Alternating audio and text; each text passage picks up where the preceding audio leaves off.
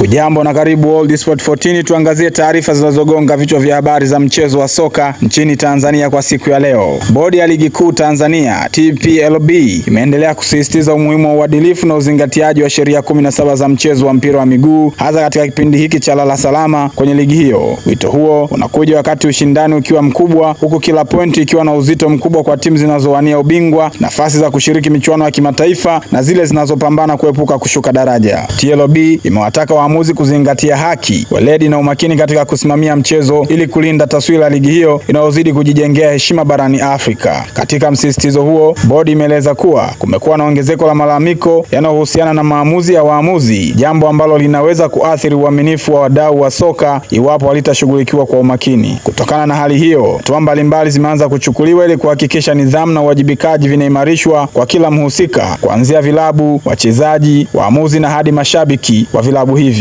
Ligi Kuu Soka Tanzania Bara kwa sasa inashika nafasi ya 5 kwa ubora barani Afrika, hali inayoongeza wajibu wa kulinda hadhi na taswira yake kitaifa na kimataifa. Wachambuzi wa soka wanaona hatua hizo kama sehemu ya mkakati mpana wa shirikisho la mpira wa miguu Tanzania wa kuimarisha uadilifu, uwazi na ushindani wa haki katika ligi. Wanasema kuwa uwekezaji mkubwa unaofanyika katika soka la Tanzania unapaswa kuendana na usimamizi thabiti ili kuhakikisha ligi hiyo inaendelea kuwa kioo cha maendeleo ya mpira wa miguu katika ukanda wa Afrika Mashariki na Kati. Ni hayo tu kwa sasa. Kwa habari za michezo zaidi, tafadhali endelea kufuatilia World Sport 14. Kwa heri.